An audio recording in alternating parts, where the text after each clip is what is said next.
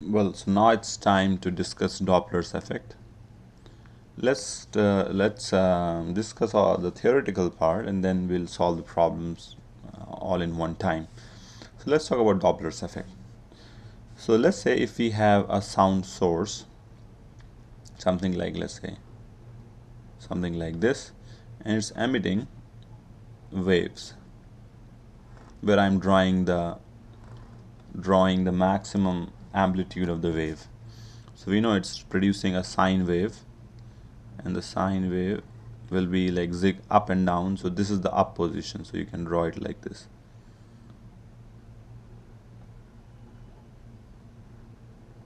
Something like this. Okay, so, and we know it will have certain frequency f, or in fact we can say it will have certain time period t. So this is going to be the time period, that is distance between, time taken between one up to the third up. So if you draw it like this, let's say we have a wave like this, it completes one cycle, that's one time period. Or you can also say that time period is going to be actually time period between two successive peaks. So it should actually be, this is going to be the time period. This is one time period. Okay, and this is the mean position. So this is the time period, that is the time taken by the wave to go from here to here, or here to here, or the time taken to between the time between two maximas is the time period. Well, or in other words, you can say time to produce one wave is one time period. Anyway, so if, let's say you're standing here, then what you will see that this wave will arrive, let's say if at time t naught, then the next wave will arrive at time t naught plus capital T. The next maxima will arrive at time t naught plus capital T. So each of these waves will start traveling, will take time capital T to reach you. So you will observe these waves at certain frequency, which you know will be given by 1 over t. Okay, so that is one situation. But let's say in the second situation, you start moving towards the waves, or you start moving towards the source with the velocity v observer, or v0, vo, you can say. V observer is the velocity by which you start moving towards the source. Now because you're moving towards the source, the time taken for the two waves to reach you is not going to stay time capital T, because you will first hear this wave, this maxima, and then because you have traveled faster, or the wave is traveling towards you and you are traveling towards the wave, so the second wave, the second maxima will reach you earlier than this case. So what you will see is that the time taken by the maximas to arrive you is going to shorten, is going to become small, which means that you will see a different frequency of the wave. But as you can see that the wavelength will stay the same, the distance between the two waves is going to stay the same. So even when the time period has gone down, the velocity has increased to make sure that lambda stays the same. So you will still observe that the distance between the two maximas is still the same. But you will see the time taken by the two maximas will go up. So in a way you can see like this. If the velocity of the wave was v,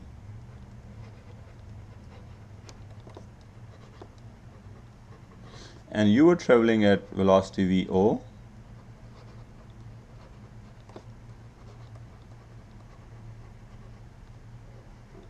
then you know that v is nothing but lambda over t,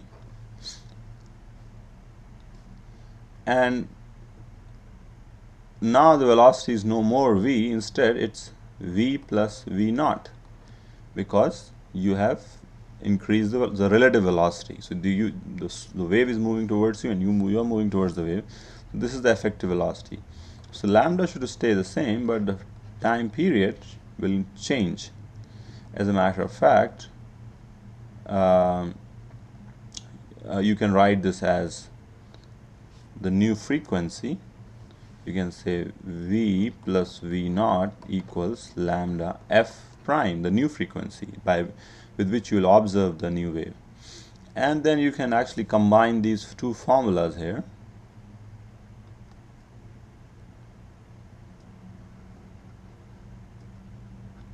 In fact, let's write it here. It is actually V equals lambda f. So you can, if you observe, you will see that f prime equals V plus V naught divided by V. That is what you'll observe. And also, if that is one situation. Let's say if you're moving away from the source. If you move away from the source, just the opposite will happen. Then frequency will be V minus V naught divided by V. Now you will see that the waves will take longer time to reach you because you're moving away, you're running away from the waves. So this is the new frequency you will observe. But let's take a few more situations. Let's say you are standing still, but it's the source that is moving towards you. It's emitting waves, but as well as moving towards you. Then it's the same thing, but you will observe that frequency can now be written as, using the same arguments, you will see the frequency can be written as V divided by V minus Vs. And if the source is moving away from you, similar logic will give you that frequency is going to be V divided by V plus Vs, where Vs is the velocity of source.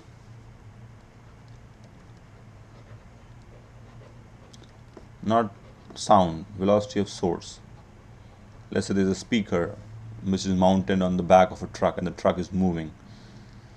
Okay, and all of this can be combined to be written as f prime equals V plus minus V naught divided by V minus plus Vs times frequency f. So when do you choose these signs? You can choose plus when the source is when you're moving, or you can do like the reason we have these signs is this. You define this as the you define the other way around. You define so you see that if the relative velocity increases, the frequency increases, which means if here you see the relative velocity increase because you are moving towards the source. Here the relative velocity decreased because you were moving away from the source. Here relative velocity increased because source was moving towards you, and here relative velocity decreased because the source was moving away from you. Here relative velocity increased because source was moving towards you. Okay, so which signs to choose? Well, if VO is in such a way that relative velocity is increasing, then choose positive.